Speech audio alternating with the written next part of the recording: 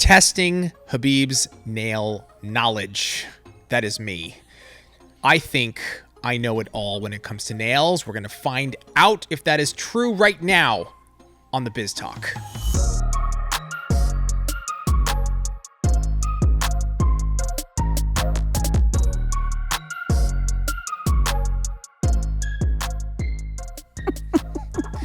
Tracey. That took like 20 takes right there. I know, it took a few takes. First of all, I want to say this. I'm not a nail tech, okay, but I'm the CEO of a nail company. Yes. I should know my stuff when it comes to nails, right? I should. And I think, let me just dust a little off the shoulders here. I think my knowledge is 100%. I think I'm going to score 100% on this little game show, Tracey's little game show, nails. I think I'm good. So you can throw whatever you want at me. Okay, maybe we start a little with easy stuff and then work up to... Oh, now there's rules. There's rules. I want rules, man. I think I'm going to do good. So we're gonna get this kicked off, and let's see how good my nail knowledge is. Again, I'm not a nail tech, but I think I got the know-how here. So hit me. Let's see. What is the difference between a fill and a rebalance? This is super simple. Okay, so check it out. When you get a full set done, fresh new set, client comes in, boom.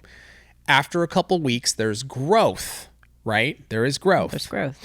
Now, the thing is that you need to fill in that back part of the nail. Maybe shorten the front. You fill in the back part of the nail. Service is quick, fairly simple. It's a nice little refresh when you get the fill. Boom, service is done. That is a basic fill. Now, after the next service, when the client comes in after 4 weeks, there may be too much growth in that her apex has moved too much forward. So now the nails are not balanced correctly. So what you got to do is you now have to do a rebalance. You can't just fill. If you do just a basic fill, they're gonna look a little weird also, but probably you're gonna get breakage because they're not balanced correctly. So you got to move that apex back. In most basic terms, that is a rebalance. Correct? Nailed it. Ding, ding, ding, ding, ding, ding. $20 for me. You owe me $20. A bonus question to this. Okay. Do you charge the same price? You do not charge the same price because a rebalance it's a lot more work. So I think the rebalance price should be close to your full set price. Correct or incorrect? Correct. Ding, ding, ding. Another $20, $40. Are you I'm going racked to up. ding ding every time because this You're show gonna is kill me? over? Probably not going to ding, ding, ding every time. I don't know. We'll see how I feel. I might just do like different sound effects. But you know what's funny is I like maybe 5 years ago, I didn't know the difference between that. But then from making all this content with you guys and video and cutting and editing, I've learned obviously an insane amount. So next question, Tracey. What you got? My mind just went blank. I had another question too. Oh, does lifestyle or the shape of my nails determine what I should wear? Does lifestyle or the shape of your natural nail bed? Health of nail bed. Health of the nail bed, yes, 100%. It matters. So depending on your lifestyle, that may determine whether you get acrylic or gel. So for example, if your job is one of where your hands are in water a lot, probably want gel, right? Because gel is non-porous, and that's going to be a better option, which is why you should also not charge different prices for acrylic or gel, because you don't want the customer saying, ooh, acrylic is cheaper, I'm going to get acrylic, or gel is cheaper, I'm going to get gel. Depending on their lifestyle or their nail beds, that should determine, and that's why you keep the prices the same. So also if they have like bitten nails, for example, you want to probably use acrylics. It's going to be better for that type of nail. Son, bam. Hit me with another one. This is fun. This is fun. This is fun. Okay, let's see. Give me a second. I could just like everything's just. I got the answers. Apparently, you okay. don't have the questions. Okay. I am having issues with my gel polish or gel top coat chipping. Why? Oh, this is a good one. So, the first thing that I would say is it's probably because right before you put the top coat on, you're buffing the nail to a smooth surface. So, like you're trying to make it look like perfect before you put the top coat on. So you're using a too fine of a grit file buffer, and you're getting it all nice and smooth. When you go to try to put that top coat on, it's got nothing to bond to. It needs a rough surface. So the recommendation would be use a 150 grit zebra for that final, right? So that you give a little texture or grit on that nail. So when you put that top coat on, it bonds nicely. And then some people would say, well, wait a second though. Isn't there going to be like scratches and, on the nail? Which is why you want to go protein bond first, correct? On that nail, and then hit it with a top coat. You're not going to get any chipping. It's going to look clean and beautiful. Shazam, son. I'm going to do a different one every time. That might be worse. That one was worse. I like that you asked your own question in answering the question. Because I knew it was coming next. There was a second part to it. There was part B. There was part... What did you say? Part B. Oh, I thought you said part P. I was like, that's weird. We just skipped a couple letters. Just part P. I don't know what urine got into the conversation, but it did. How long should prep take? Prep should take,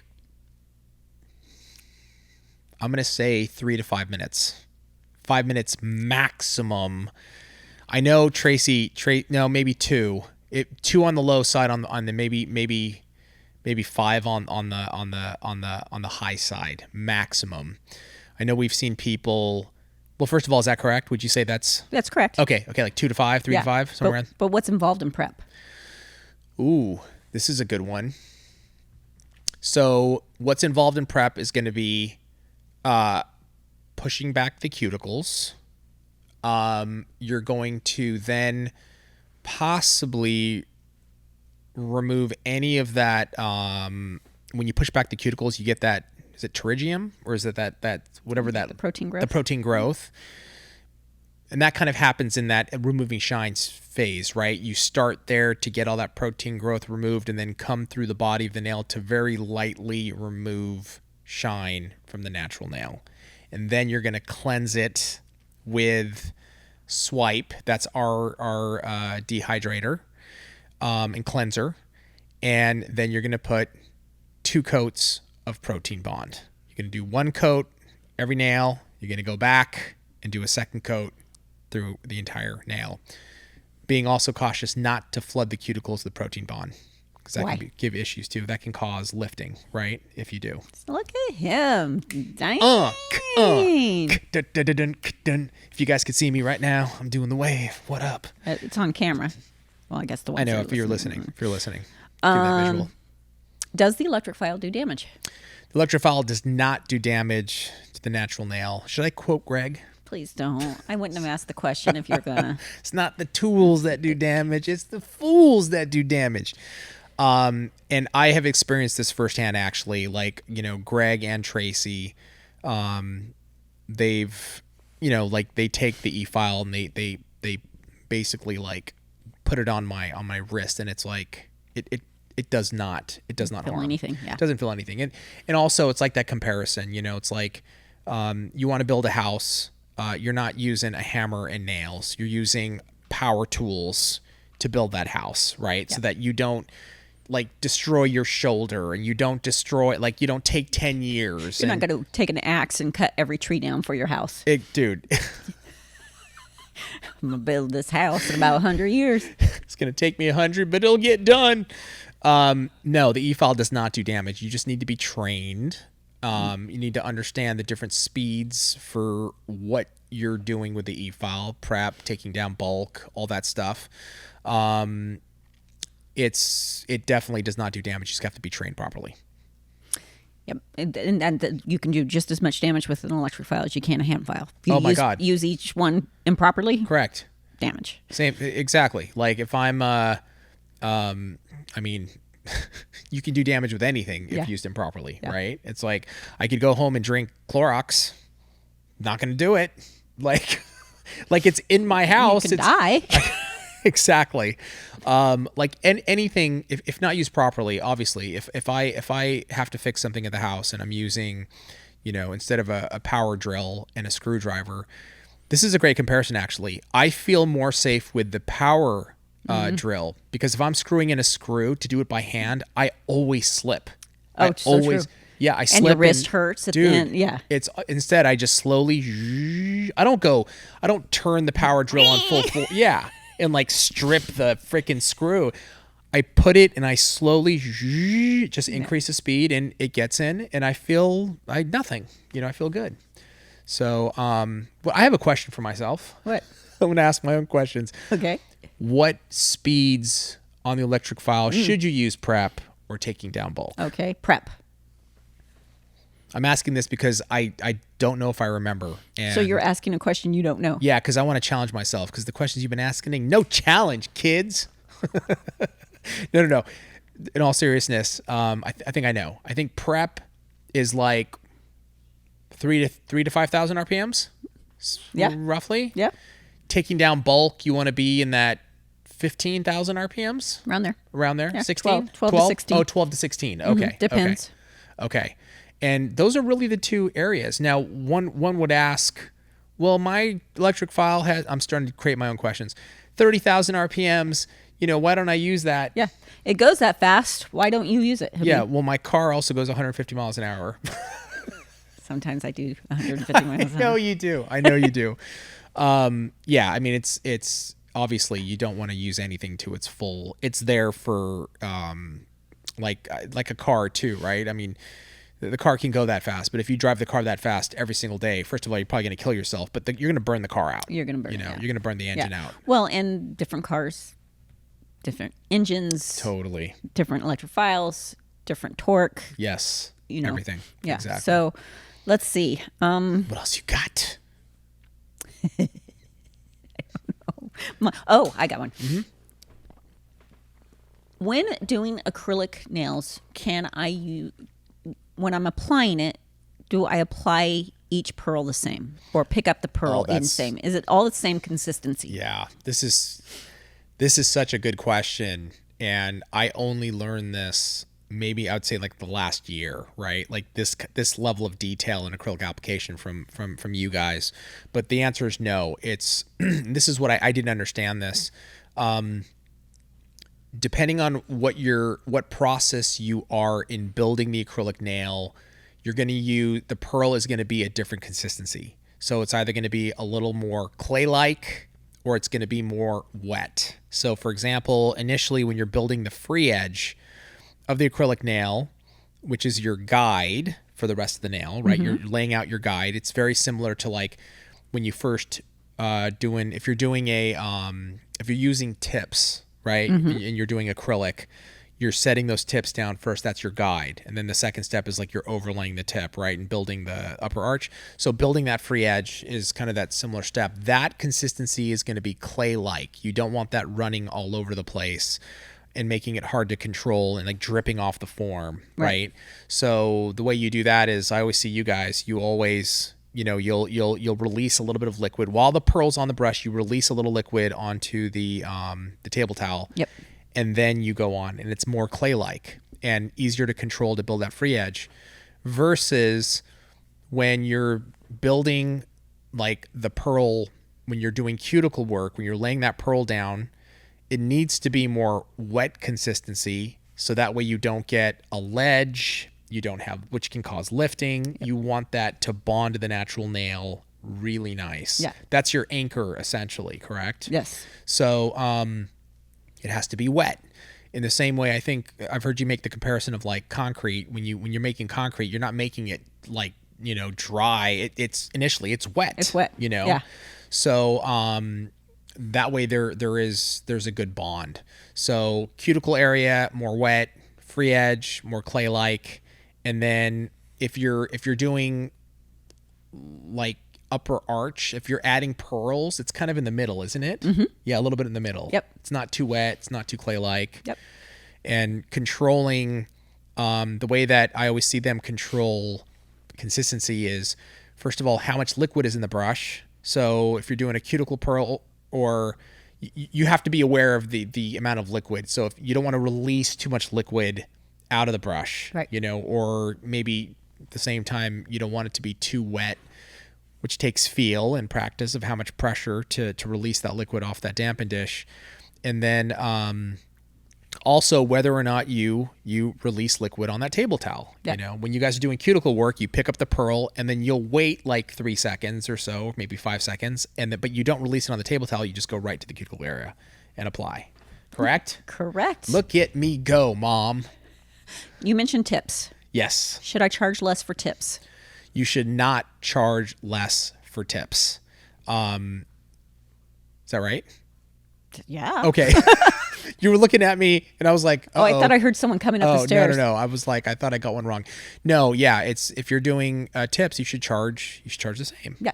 Again, we don't want clients picking and choosing and based still on price. all work and still on price. It's the most logical. It just makes so much sense. It's like you don't want the customer in control of like what type of service they're getting, just because they don't know what's best. You know what I mean? And even if they're like, but I want this so much, it's like, okay, but just know that if it breaks in a week, like I can't help you. Yeah. I want to give you what you want, so that's fine. I will, but just know that I'm not recommending it. If it does, I can't guarantee the work. Exactly. Right? Exactly. Since we always talk about money, should I charge extra for nail art? If you don't charge extra for nail art, we're going to come after you. You see, hunt you down. We're going to hunt you down. And too many nail techs don't. Obviously, they should. And on top of that, the making it simple, how you charge for nail art, the way that you guys do it is so simple. It's like, any additional color that you pick is $10, or any additional, if you're adding, if you're doing an extra long stiletto, you need to charge for length. You don't want to make it super complex to where you're having to figure this algorithm out at the end of the service so that you can make it simple. $5 per color. It was $5, right? I think, yeah, $5 for. Depends what you're, a lot of times liquid art's like 10. So $10 for liquid art, right? Colored acrylic, 5. Exactly. And if they go super extra long stilettos, you're going to add $10 for length, maybe more. Sometimes 20. I do 20. Do 20. There you go. If it's super extra long, it's going to take more time. More time. So more expertise. Exactly. More energy. More energy. You got to be aware of that. I'm going to do nails. Nice. I think I got one though. Sure. What's the difference in gel, and can you break it down into category? What's the difference between the different components in gel? Different components. Why do you have so much gel? Oh, yeah. Okay. So there's base gel, which we only have one. And then we have what are called builder gels. And these are what you're going to be doing with them, building body with them. So the build pink and the concealer pinks, and there's so many different builder gels. So it depends on, do you want opaque, gel? You're going to use concealers. Do you want something that's thinner in consistency because you like that? You're going to go with flex. Do you want something maybe a little bit thicker than that because flex is too thin? Okay, you're going to go with build. Do you want something super extra thick because you want to do a couple nails at a time and not have to worry about it moving? Okay, clear sculpture is going to be your choice, which I that to me makes the most sense. I like clear sculpture. Concealers also, they're thicker too, they're right? Thicker, yeah. And then you've got your whites. If you want to do French or even marbling, or I don't know, maybe you can do some marbling with that white, right? Yeah. So you've got your white sculpture. And then we've got our top gels, I'll call them. So there's gloss, which is in a pot. if you like that consistency and the way that works. And then we've got our gel top coats in a bottle as well. We have our non-tack, which is finish. We have our stain-resistant top coat, and we have our manicure gel polish, which is a soft gel top coat. Did I miss anything? Did I break that down? You did. I think that's You did right, good. correct? Yeah. Thank God. If I didn't know this, I'd be worried for you guys, because if I don't know this stuff, that's be of concern. Last question. Okay, last one. Who does better nails, Greg or me? Damn it. I plead the fifth. 1, 2, 3, 4, 5. The fifth. That's cheating. Here's So you failed. Here's what I will say. And thank God this is the case, because this is true. You guys have your own expertise that are different in nails. Oh. No. Look, Mr. Neutral over here. No. It's not neutral. It's actually very, tell me if I'm wrong, right? You want to talk speed. You want to talk like abstract color combos, that type of nail art. I'm gonna pick you every day of the week. Even in front of Greg, I will pick you. Okay, 100%. Like there's no. Now we want to get into like insane shaping and detail nail art type of stuff, and like Greg, like his shaping is like he gets so precise, right? I would go with Greg there. So, but I can't pick one or the other over you guys. That's the question you ask me all the time. I know. Who's cooler? You know So what? I'm gonna give the wanna- answer. Young. That's Dana. Young is the best. She's the best. She's the best. At everything. Guys, let us know in the comments below if you have any other questions for me on my nail knowledge, and I will happily answer them, and also any future videos. Let us know in the comments below. Tracey, thank you so much. Thank you. Thank you guys for joining us. Hope you had fun. We'll see you next time on the Biz Talk.